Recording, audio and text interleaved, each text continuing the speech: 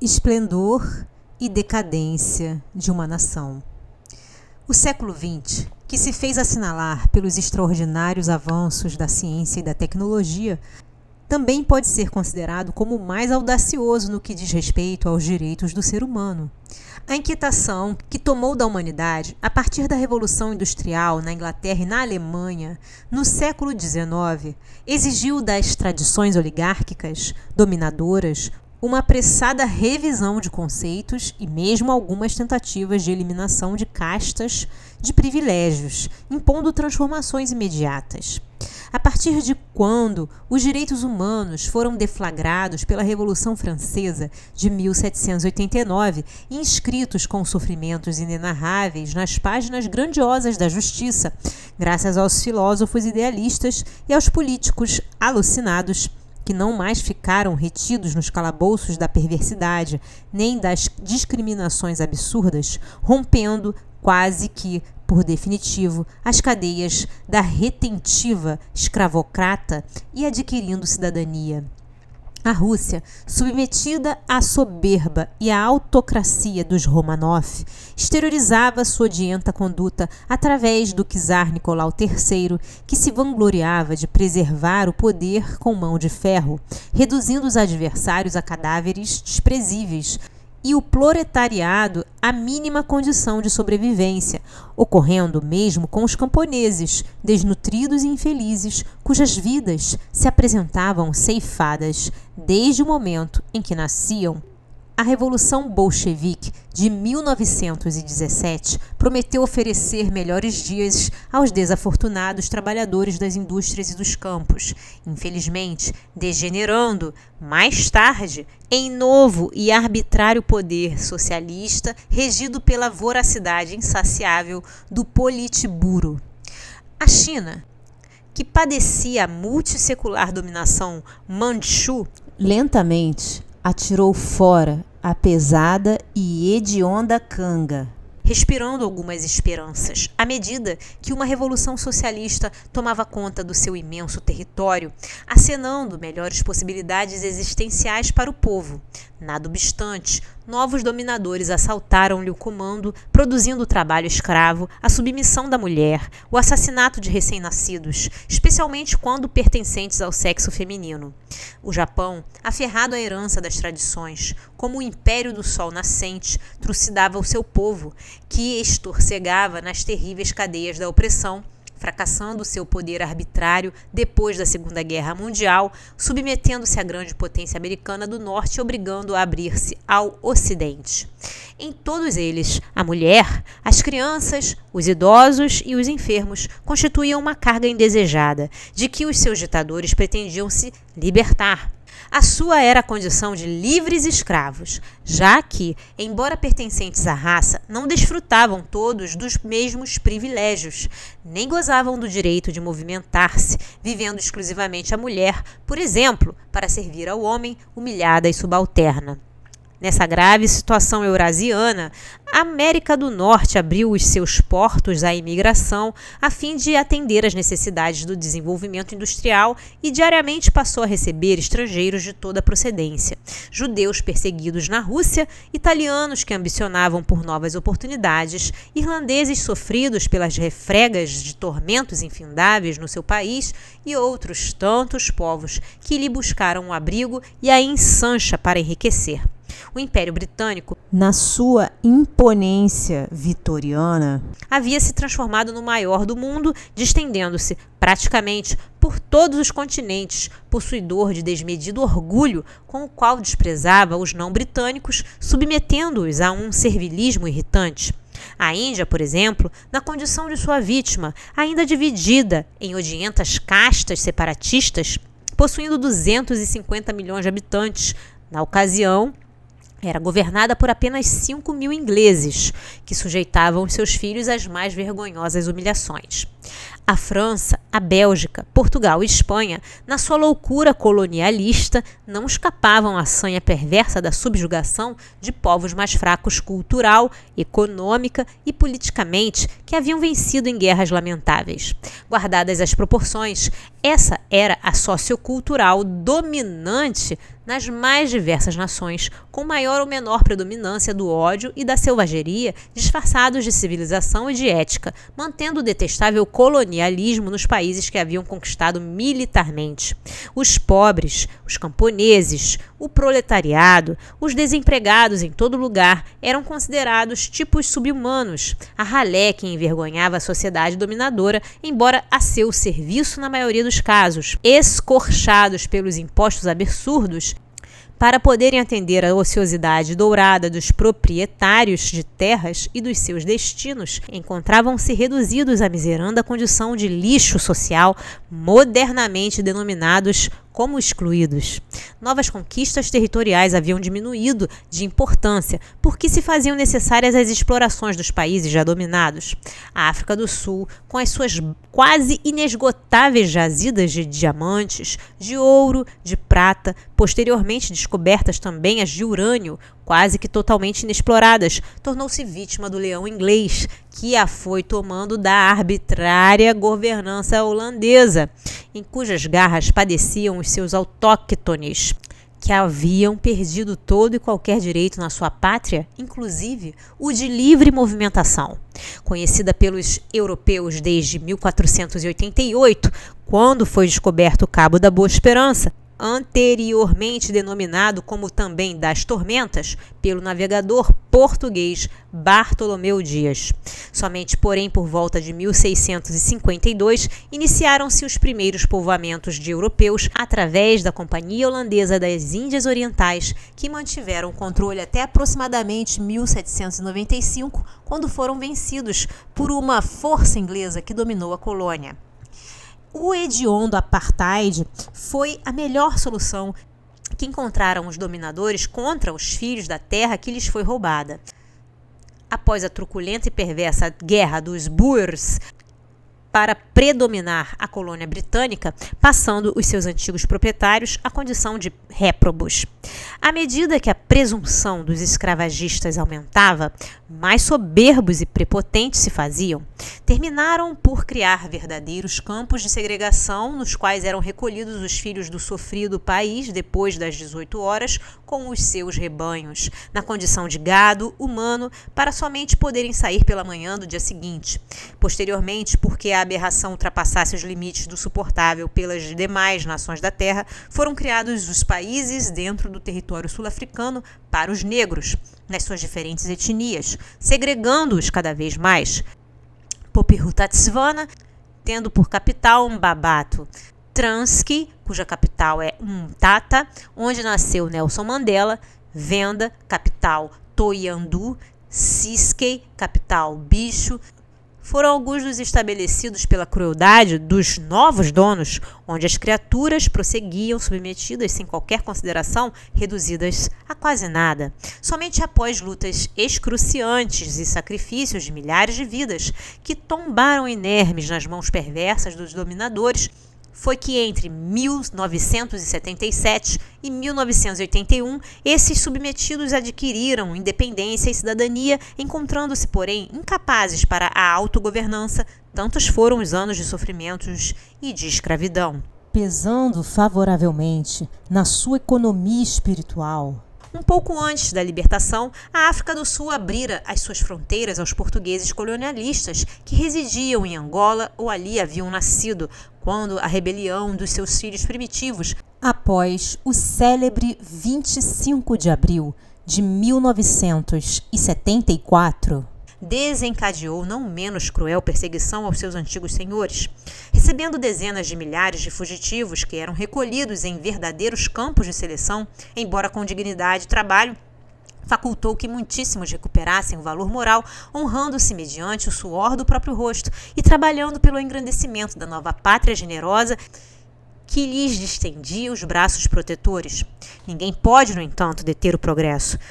de evolução moral da sociedade. E, dessa forma, surgiram os movimentos libertadores, que se encarregaram de modificar a vigente quão danosa estrutura social do planeta, embora ainda permaneçam muitos povos submetidos e humilhados ante a indiferença das grandes potências. O movimento pelo sufrágio feminino na América do Norte ensejou à mulher, depois de lutas exaustivas, o seu direito de cidadania e reconhecimento justo do valor que possui e deve exercer na sociedade. A canga da opressão começou então a ser sacudida dos ombros das vítimas, abrindo campo para futuros voos mais audaciosos. A revolução do pensamento operada pelos idealistas materializou-se em líderes carismáticos e incomuns, que se levantaram para profligar o jugo arbitrário e inumano que as nações poderosas exerciam sobre aquelas que eram sugadas impiedosamente pelos civilizados assaltantes dos seus direitos. O surgimento da Organização Mundial das Nações Unidas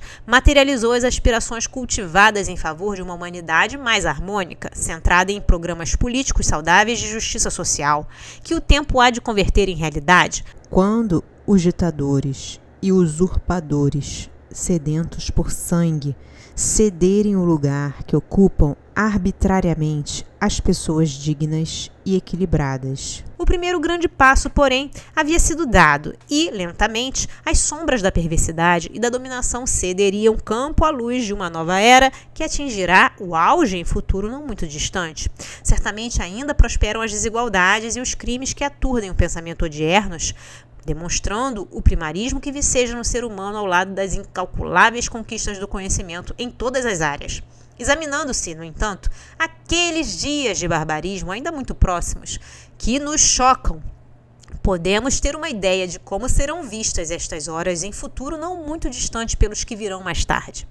Os processos morais da evolução, inegavelmente, são mais lentos do que os de natureza tecnológica e científica, cujos reflexos são percebidos pelo ser externo, enquanto que os de natureza emocional, internos, nem sempre são detectados de pronto, embora signifiquem as legítimas conquistas do ser humano. Infelizmente, o homem e a mulher, carregando as heranças ancestrais das arbitrariedades e abusos praticados contra o seu próximo, não tem sabido preservar as conquistas operadas pelos antepassados que lhes abriram os caminhos para a democracia, o direito de ir e vir de um para o outro lugar, o respeito pelos valores éticos e culturais. Logo se desenham possibilidades de destaque na massa, liberam as paixões que lhes remanescem no mundo íntimo e tentam repetir as façanhas truanescas de épocas não muito distantes. Os exemplos vergonhosos mais recentes de Adolf Hitler, de Mussolini, de Hirohito, do Khmer Vermelho e de muitos outros verdugos dos seus povos e da humanidade demonstram que ainda não houve o amadurecimento psicológico, psíquico e moral que detivesse as tendências vis sob governança, apoiados, sem dúvida, que foram pelos milhões de simpatizantes e adeptos das suas barbaridades, que os mantiveram no poder, embora temporariamente. A morte interrompeu a existência de alguns desses sicários da humanidade. A sublevação das vítimas exauridas sob as suas garras desapeou outros tantos do seu trono de mentira. As enfermidades que a todos também alcançam reduziram a condições lamentáveis os restantes, e o mundo viu-se livre da sua hedionda presença. Apesar disso, ainda reaparecem frequentemente criminosos de tal porte sob disfarces e subornam as consciências, consomem as esperanças, destroem os ideais de vida de muitos lutadores, tentando embaraçar ou impedir o avanço irrefragável do progresso, o que não conseguirão certamente. Concomitantemente, espíritos nobres tomam as vestes carnais e mergulham nas sombras da terra para acenderem estrelas de coragem e de liberdade, de justiça e de fraternidade, mantendo os direitos humanos ainda violados, mas nunca destruídos, preparando os felizes dias do futuro. Nem todos suportam a pressão dos seus coevos e, muitas vezes, como sucedeu a Lenin, a Marx, a Trotsky, que se transferiram dos ideais filosóficos para as lutas sangrentas, no momento necessárias, transformando-se logo depois em novos verdugos das massas inermes sob o guante da alucinação que de alguns tomou conta, em desforço e volúpia de loucura injustificável. Embora esse doloroso insucesso,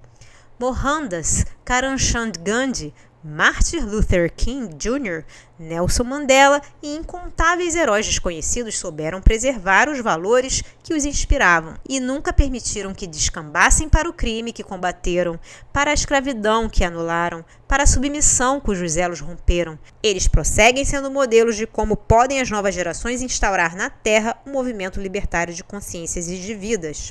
A Rússia, que houvera saído da miséria de milhões para torná-los cidadãos dignos e felizes, sofreu o comunismo ateu e perverso com Stalin e alguns dos seus sucessores, que escravizaram os seus filhos, não se podendo contabilizar os números assombrosos daqueles que foram enviados para a Sibéria, para os manicômios, para a morte, porque tidos como inimigos políticos,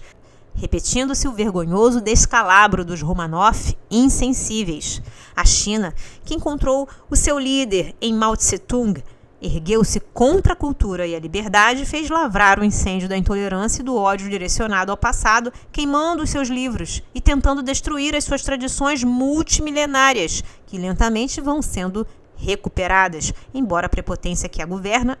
ao lado das conquistas contemporâneas. O Japão, submetido ao poder norte-americano, despertou para a modernidade e revolucionou a sua indústria mediante avançada tecnologia, abrindo seu comércio ao intercâmbio internacional,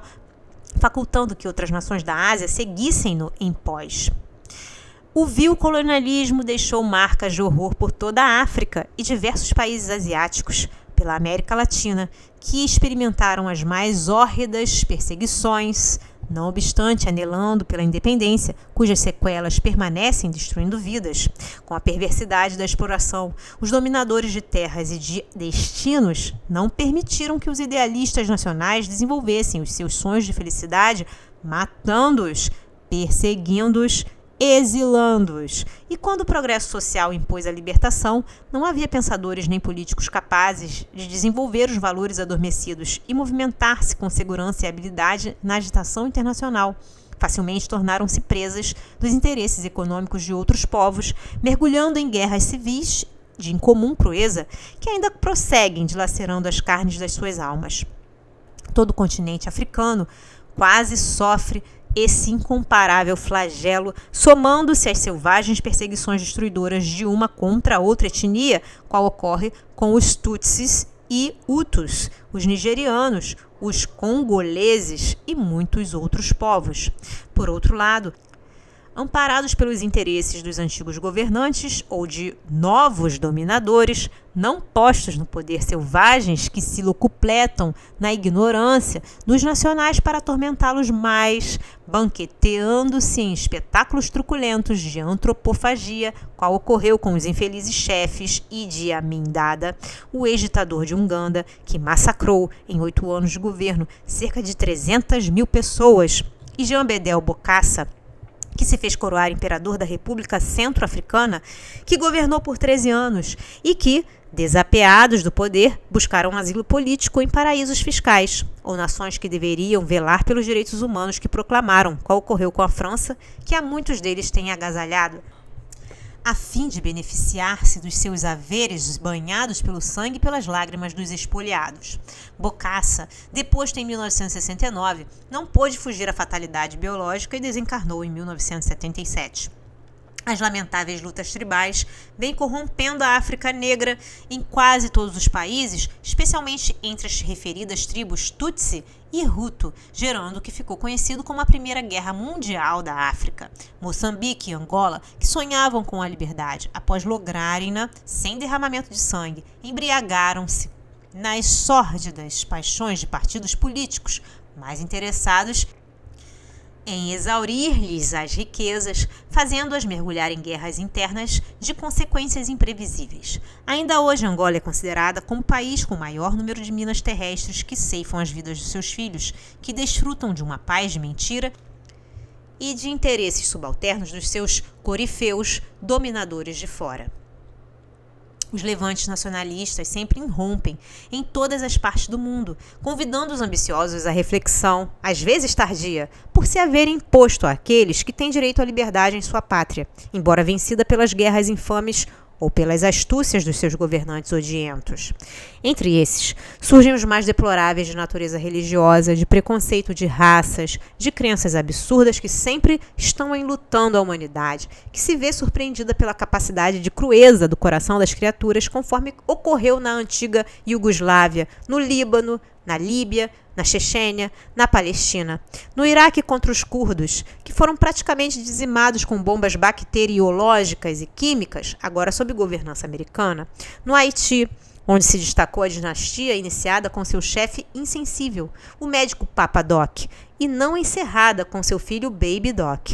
O primarismo, que ainda predomina em a natureza humana, responde pelas arbitrariedades e despautérios que prosseguem sendo cometidos e muitas vezes disfarçados com o nome de direitos humanos. A África do Sul, não obstante,